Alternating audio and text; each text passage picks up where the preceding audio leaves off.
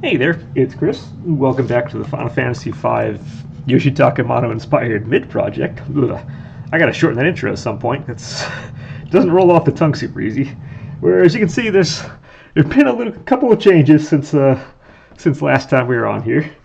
As you can see, when you last left, let's see, we had our colors kind of more approximated, which you can see on the world map there. It wasn't quite as vivid as the world map of the actual game, but we had some pretty vivid colors going. So since that point, I went and I kind of toned things down a little bit. So if we look at it now, we're a little more approximating what our goal image is actually going to be. We can go there. So we're looking a little more like what we're supposed to be, and I think that's really good. It didn't come quickly. I went did one coat. Since last time, didn't like it. So this is now actually the third iteration of color on here, and it's still actually more vibrant than what our image on the side is supposed to be. But I'm kind of liking how this is looking. I'm not going to lie. I am really liking the color tone that we have going on here. But we're not done with painting yet. We still have more to do. So this time, there are really three goals I have in mind for this session. First is I want to get the mountain ranges, add just a little bit of change in color to those. There are a couple areas this is used. In my mind, if I want to switch back to, where are you? The actual image we're going off of. We see Mid kind of sitting on there. He's kind of doing his studying. So in my mind, this is kind of a reference material for him. You have the planetary stuff going on. You have the globe going on. So we're going to add, I want to add a couple of visual interest areas to this to kind of make it read as kind of like a little bit of a map. They're kind of halfway between globe and map. So we're going to add a couple little visual interest areas on here as well. And then to really kind of tone it down to what we have on the side, I'm thinking of taking like a brown or something like that and dilute the heck out of it and just do like a wash over everything to then bring it, all the elements then back down to a little more like we have down here. But we're close.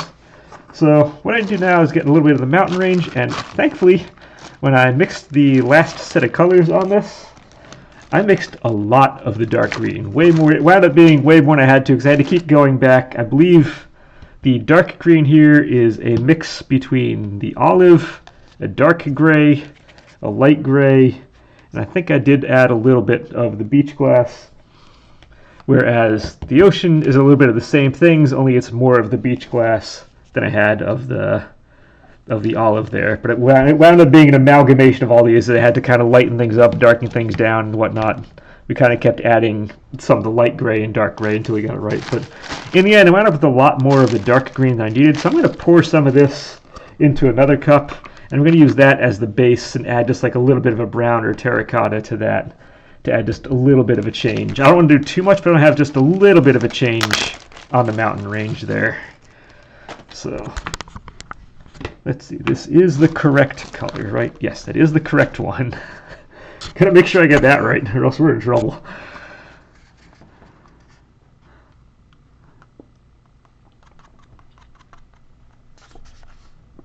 Thankfully, we don't need a huge amount. That's plenty. That's still plenty in here. If I need to, I still have enough in there. Even though it's not pouring out, there's still enough in there. If I want to basically redo the entire world map again, I can still do that with that. Okay, so we don't need to be a little darker, a little lighter, or just you know what, I'm just going to add just a little bit of the darker brown to this, and I can always change that after. I'm not looking for much, just a little bit in here should be fine. It's just enough to give a little bit of a differentiation in color. This is probably going to change it way too much, but we're in there now.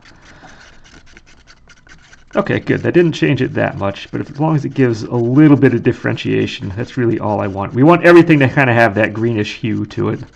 So seeing it green is actually 100% fine.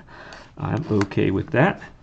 It's just, our question is, how will this turn out when we do the guy, when we do the thing? Let's see, where's the brush I want to use? And this is way too close. We need to move. We need to back this the heck up. Get it up there so we can see what's going on. Can we see stuff? I think I can go a little closer. Alright, that ought to work. And actually I could probably go a size smaller on the brush this time. I don't need the huge one. I can still go a little bigger than my usual other kind of brushes were, but I don't need to go huge. Okay, too much. We don't want to start. We don't want to overload these brushes. Okay, so once again, everything is going to go on one color and it's going to dry a different color. So this has been the name of the game for everything, so I'm actually not going to know how this is going to look for a little bit.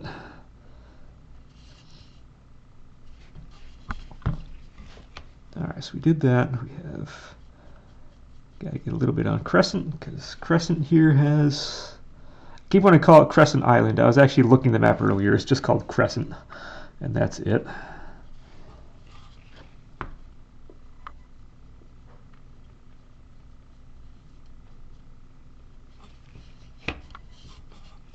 And my hope is this stuff will read a little bit different. If I need to add a little more brown to it, I can do another coat with a little more brown in it. That's fine. Otherwise, today's not going 100% as planned. My goal was, I'm going to do... It's now the Monday I just put out which, as of this video going live, I've just put out last week's Ultra training video yesterday. So today is now Monday. It's supposed to be the first week I want to do 5 runs this week and actually kind of get things going, except with so much black ice and whatnot on the ground right now, it's not really safe to go out there and do that. So I really hate having these 5 workout weeks start with a non-workout day. It just feels so wrong. But yeah, for safety reasons, I'm not going to be heading out there today and doing that. So we're gonna make that up in the end. It'll be fine, but it always feels just really, really awkward. Just already knowing you're a day behind what you want to be. Never a good feeling. But at the same time, we're still just kind of starting out, so I'm not super concerned with anything. And alright, it does feel now a little bit darker as it's drying, so I'm liking that. One thing I have learned is these things go on very different colors than they actually dry. So seeing it go on kind of light colored like it is, that doesn't really mean anything.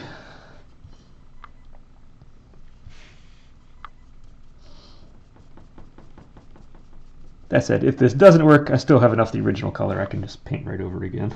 So, although I'd more likely than not be using just a different shade of mountain range color than I'm using now, but whatever, semantics. We're gonna get this in, we're gonna make it look good. That's our whole goal, make things look good. Whether or not it 100% matches what our reference material is, although it took a number of attempts, but we did get there. You missed some somewhat frustrating times. Like, I think I get it. No, it's not right. Oh, I think I get it this time. No, it's still not right. It's like, all right, third time's a charm. We got it. It's close enough. Like I said, I think I still want to just do a wash over everything just to make sure it actually gets to the point that I want it to get at.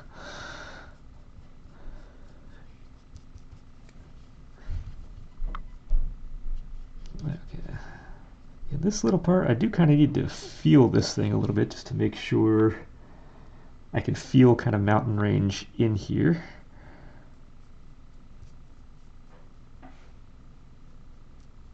But of course, I know this is a desert that's surrounded by mountains, so I know there has to be mountains that go all the way around it. So I know I had stuff on that side.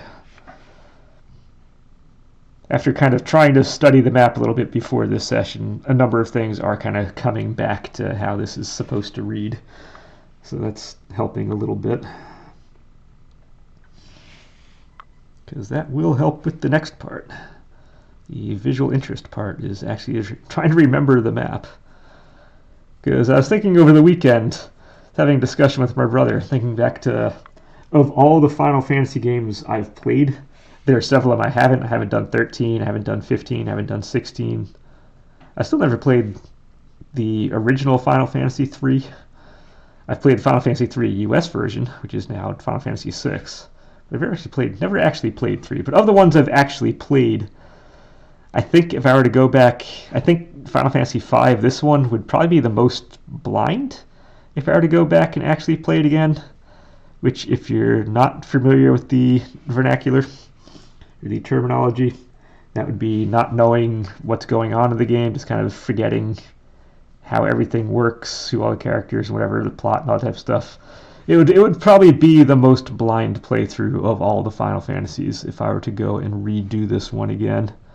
I have a lot of nostalgia for 4 and 6, those ones we had growing up. And then kind of throughout high school and really early college, or high school kind of through college, then we had really kind of went through the 7 through 12. Kind of got those banged out. But I didn't really get into 5 until a little later on in life, so I don't really have the nostalgia for this one. And as such, not all of the stuff got committed to long-term memory when I played this. So having a map on hand that's kind of handy to go off of is super helpful for certain things. Perhaps depending how the next part on this actually goes. Alright, I think it is drawing just a little bit darker. So I'm feeling okay on that, even if it's not much. Because again, our goal is to kind of have everything blend in together anyway. So there are a lot of mountain ranges in the game. Because really, if you're trying to restrict player movement, there are really 2 main games in town you can use. You can use waterways, like oceans and stuff like that. Sorry if you're looking at a bad finger. It's looking a lot better to me than it used to be looking. And the fingernail is growing. I'm almost ready to cut part of that again. So fingernail's growing, which is nice. Because that's a sign that it's more likely than not going to be falling off. But yeah, I don't have a Band-Aid on it today, so maybe I should just do that so you're not staring at a pink thing, or very dark purple thing, at least for a time being here. And this is just a whole lot easier to do when it's not on the stand. I'm not going to lie. So we're just going to go about our painting business this way, and life will be good. And we are kind of on camera, kind of. If I go there, I probably want to be more towards the middle of the camera. Which is good because that brings it closer to me as well. So I can see what I'm doing. Not that that part's important, but kind of is to me. But, alright, so what are we getting? It's not reading super different, but let's see. Actually, the Ultimate Dryad is definitely darker. I can now see there's a difference. This is darker than that. So I can see that. It's all good. We're going to keep going. We're going to keep going. We're going to keep going. We're going to keep going. I was talking about something before until I realized my finger was front and center on the screen where you didn't need to see that. And then I lost my train of thought. So that's cool. It'll come back when I least expect it to. But no, like I said, it was just kind of an awkward way to start this week of, I guess now Thursday. Although end of the week is supposed to be like 20 degrees warmer than it is right now. All the snow and stuff we have on the ground, all that's going to melt. Black ice risk, that's going to be gone. So hopefully, well, tomorrow I got to go out and do something, because otherwise I really do just run out of time. But as long as the safety issue kind of works its way out, I'm okay with that. But I do have enough time to get things done too. Like I said, this is still just the start of things. If I don't get it all in right now, that's not a huge issue. It's just we give ourselves targets to go for, and that's it. And then if we can't meet the original target or deadline or whatever, then we can go and we can alter it a little bit. Let's say I can't do 5 runs this week to do the, what am I up to? 17 and a half miles I want to get this week distance-wise. I can always do that with 4. 4 runs would not be a problem at all to do that with. So.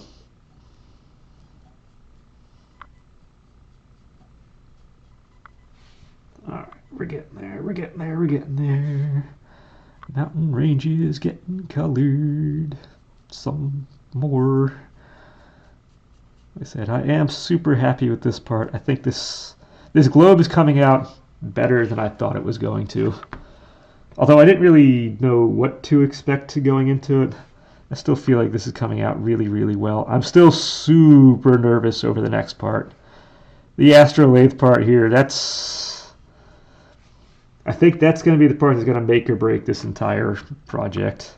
Because that has the ability to look really cool, or it also has the ability to turn this into kind of looking like an elementary school project.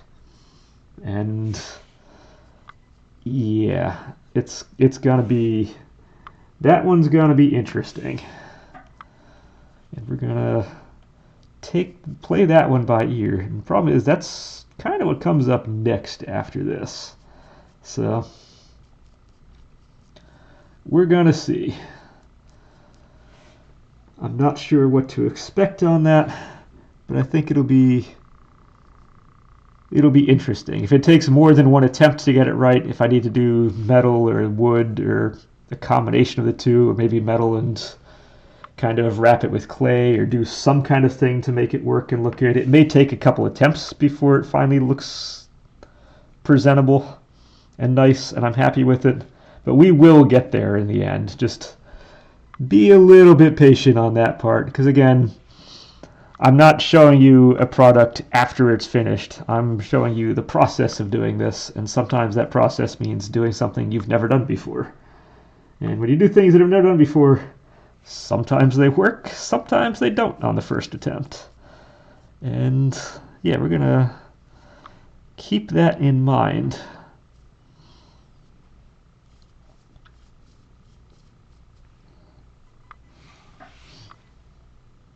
Yeah, I'm kind of reminded of one of the videos I saw on YouTube recently of a guy doing a ship model, like doing one of the tall ships. Which, those are fun.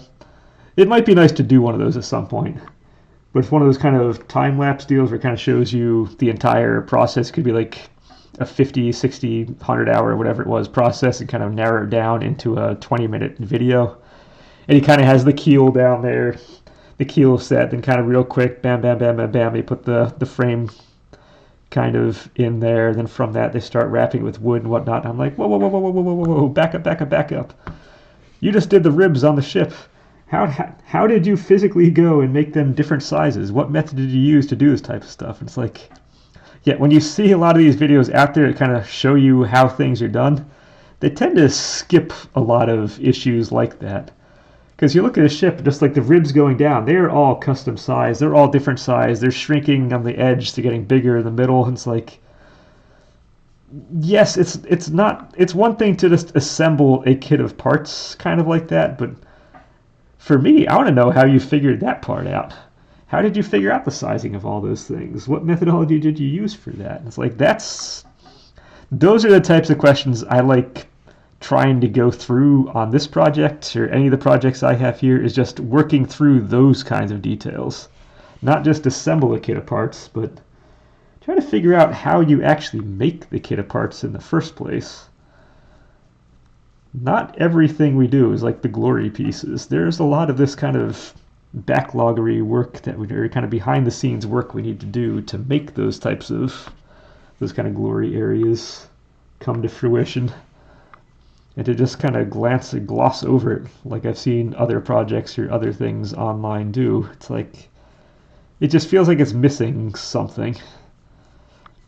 It's like the whole thing's just not quite complete.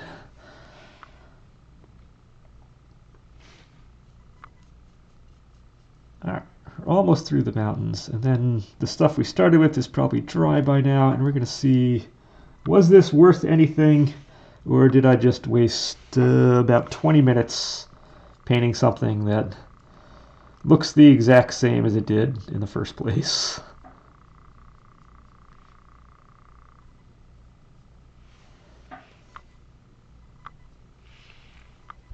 Okay, so what do we have? There is a little bit of brownish hue to it. There is a little bit of a brownish hue. I'm okay with that. You can see the green inside here now. In real life, at least, you can see that brownish hue. Okay, so we have that. That is good. Let's go and put you away.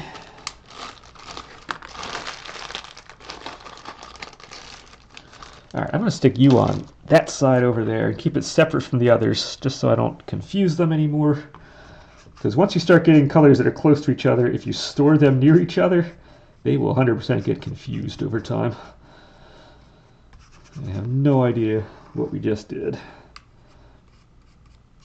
Okay, I like this little I was going to say that's shamrock green, but I literally have a shamrock green there. This is much lighter than a shamrock color.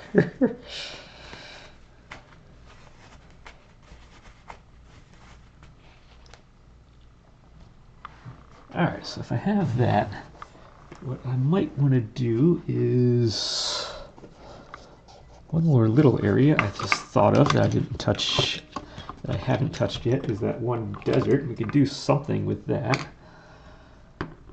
Alright,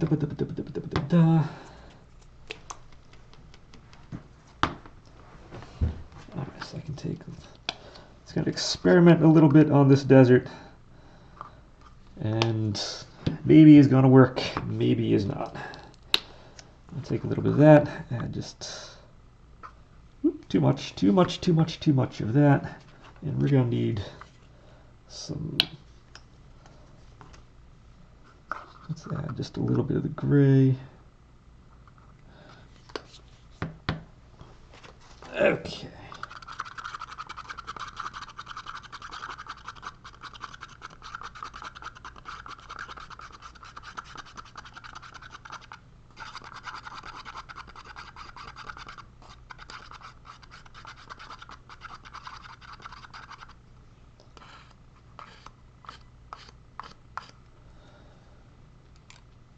I don't think that's the color I'm going for.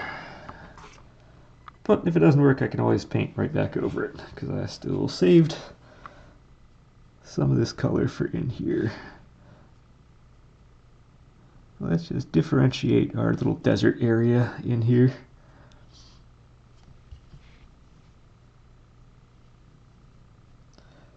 We'll see how it dries. If it looks really bad, then that's fine. Like I said, I can just paint right back over this.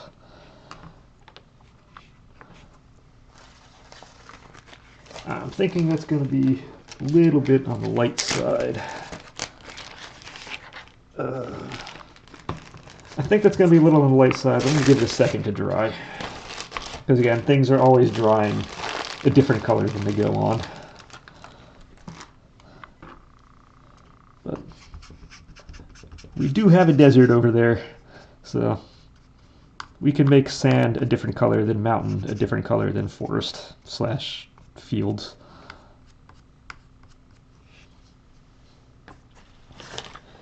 Okie dokie.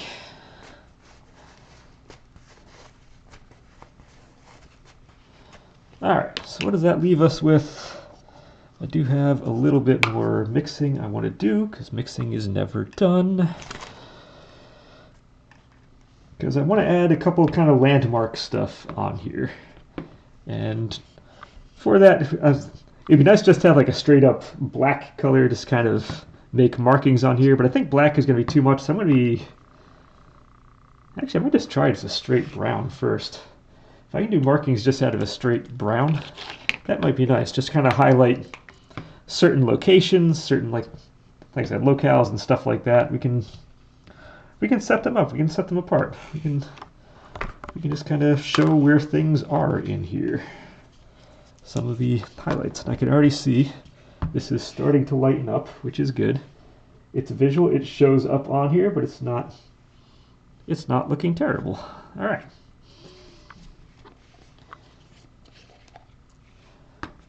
Okay, so we can use use. What types of things do we want to put in here?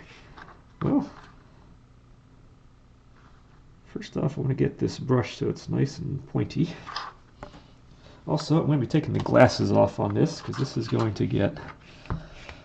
Alright, I just want to see if I'm staring kind of like this. Am I in camera? No, I'm not in camera, and you can see what's going on. Alright, so first off, we do have to put a little something over here.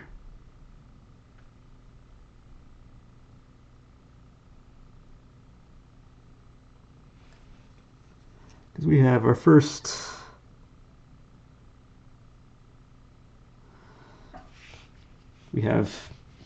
let's call it one of the meteors. It fell down over there.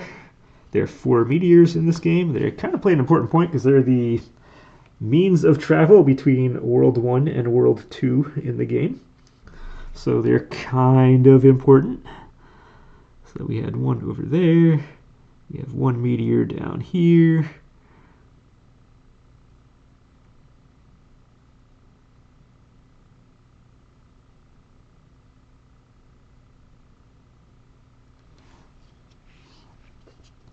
We have 1 meteor down here.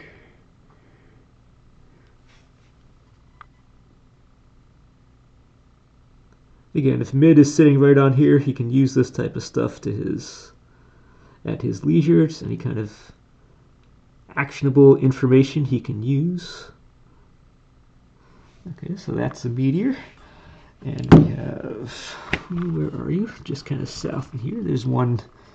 Technically, there's supposed to be a clearing in the mountains there. I didn't model everything in here, so go me. But there is a meteor that kind of falls somewhere in that range there. So we have a meteor down there. Okay, so we have those. Meteors are cool. What else do we want to stick on here?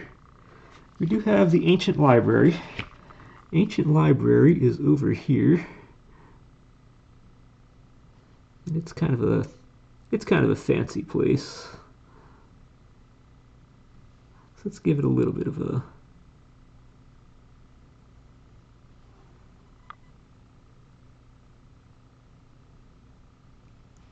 well-to-do kind of over there. That's kind of nice. We can give it a little bit of a... That goes out, that goes out. Alright, so we have our ancient libraries down there. Kind of an important piece of something to have. How about down here? We have the fire ship of Karnak. It may not have much meaning to anybody else. I enjoyed that ship. It has meaning to me. It's one of the areas I do recognize from the game. So let's...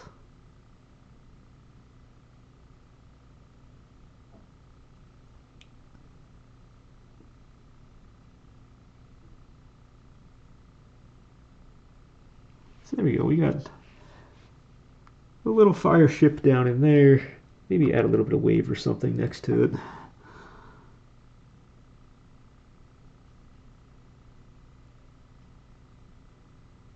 There we go. Fire ship of Karnak. Let's put that down in there. There is a little tower thing up in here. I have no idea what it is, but there is a little something there that could probably get used. We do have Pirates Cove up here, so maybe I can do something to signify Pirates Cove, and that would be... I know I should do it in here, but I kind of want to do it outside this way. And we're going to have...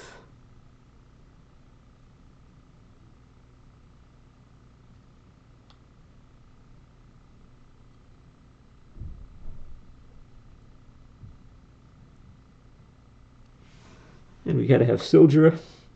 Anything, if we're gonna do Pirates Cove, if you ever played the game, Ferris's pirate ship is not powered by wind. Instead, it is powered by the sea serpent Sildra. So we need to have a little Sildra up here.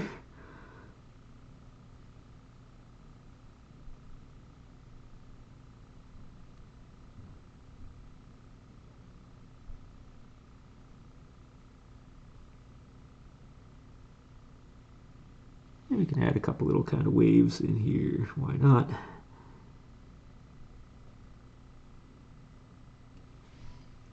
So there's our Sildra. Again, it's very necessary to have stuff like that. So Sildra's kind of nice to have. And of course, if we're dealing with mid, we had the ancient library as one area.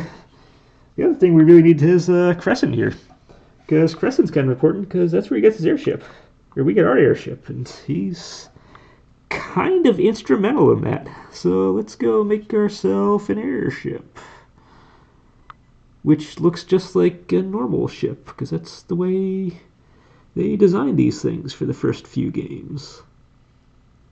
Really up until this game. After this game, they start going kind of custom designs. Then you get the Zeppelin from the Blackjack from FF6, then we kind of go the sky's the limit on that.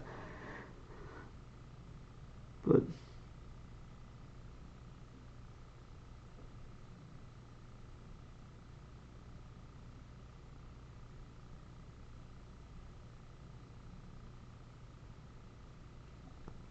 let's see, so we have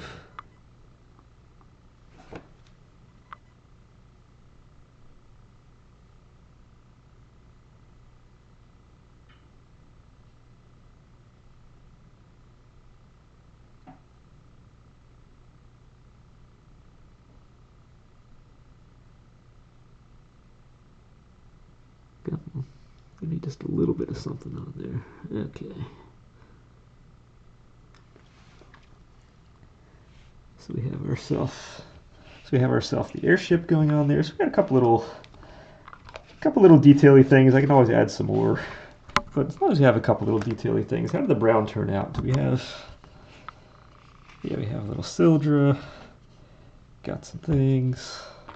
These wound up really, really small, but that's fine.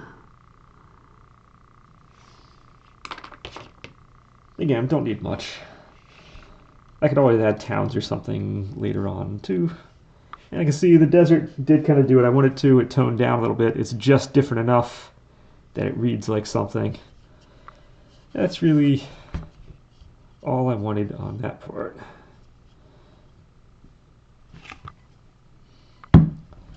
So the last thing I wanted to do after I clean out this brush, because this is still my best fine brush that I have, and I would like to keep it that way.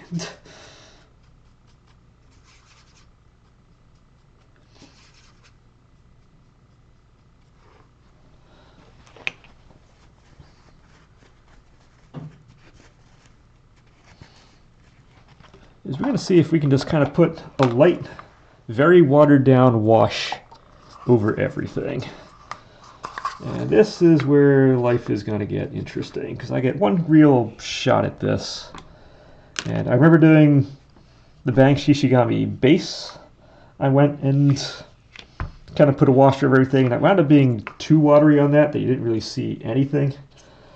So that's, I think, kind of the way I want to go on this, is a little on the watery side.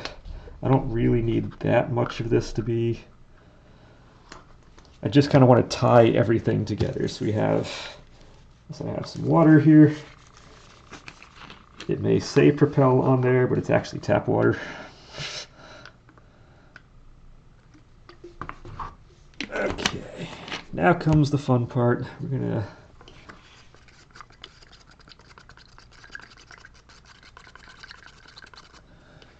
and really, if I dilute the heck out of this, I can always apply more layers. If I have too much on here, it's kind of hard to scale it back. So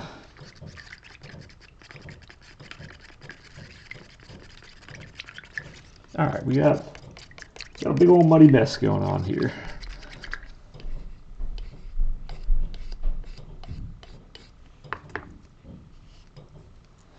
So we're going to didn't mean to do that. We're gonna see how this works.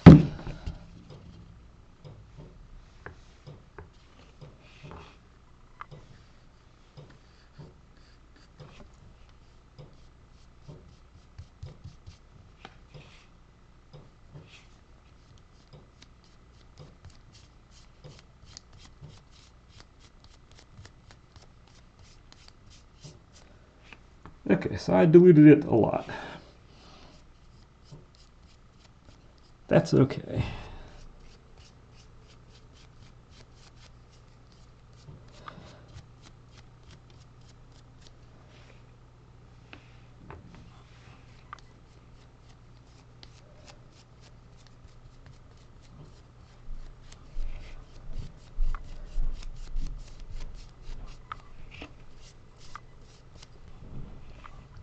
Yeah, once again, I'm trying to get this southern part of the globe here kind of done, because then I can go and stick it on this little pedestal there and get the northern part.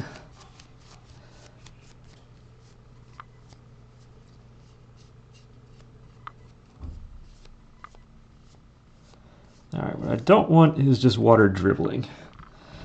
If it just wants to go on and be fine and good, that's okay. It's just what we don't want is stuff dribbling down.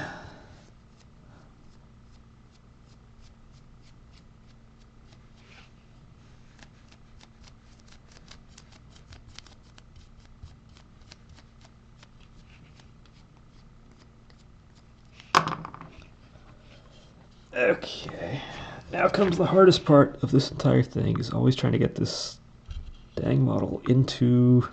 Whoa, it actually worked pretty quickly that time. We can go a little bit higher.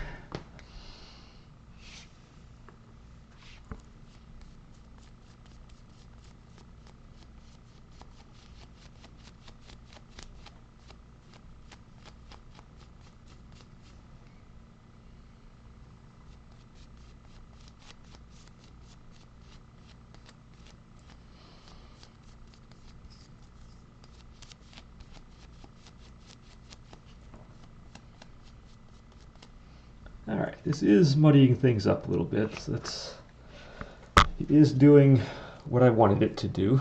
Sorry about my hand getting in the way. It's not 100% balanced correctly on this temporary pull, so it's trying to ride its way around in bad ways.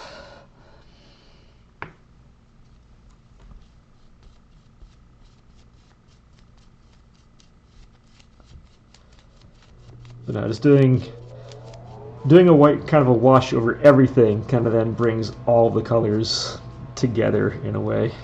So this does help a little bit to make everything a little more coherent color-wise.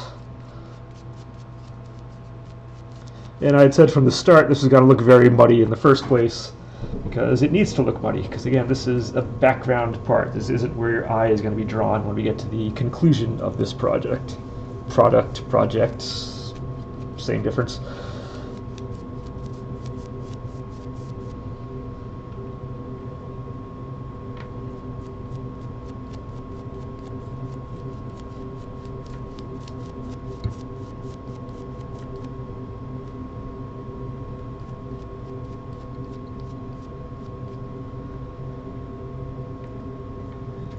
There, I can just kind of put a little bit more of this on some of the mountain ranges.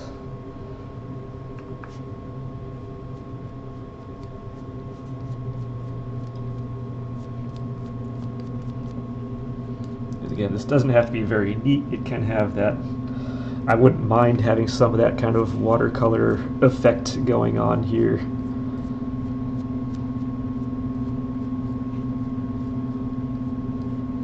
Where some areas get a little bit more, some areas might get a little bit less. That is kind of okay in my book.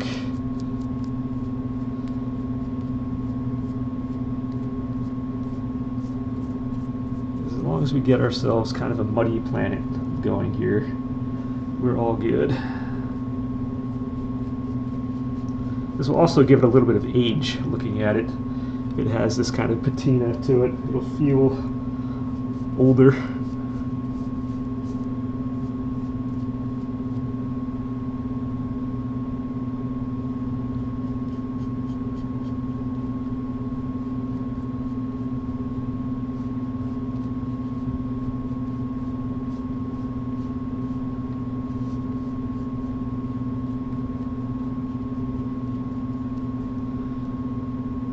There we go. We just now need all this stuff to kind of dry. And we got ourselves our muddy planet.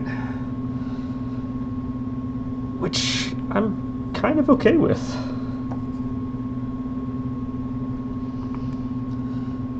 It's going to be a real interesting time next session, because yeah, next session is kind of where I've been fearing this whole thing. I think once we get by this astrolabe part, once we get the orbits and all that, I'm going to be in a much happier place. But I just don't know if this next part's going to look really good, or if it's going to turn into a gigantic train wreck that's going to take like 2 or 3 different attempts to get right in terms of styling and whatnot. So be prepared for a couple back and forth we might need to do. But otherwise, let me go slide you back, not knock the camera over. To slide this back far enough that we can actually get a real visual on it. Now again, it's looking shinier than it's going to look in the end, but overall it's doing what I wanted it to do, and that is, yeah, it's all cohesive, it has that muddy look, and I'm happy. I think this came out really, really good for my own sensibilities. You may say something different, but for me, I'm liking this. But yeah, that's as far as we're going to go now. And next time, things are going to take a big old turn, and it should be interesting. So until then, enjoy.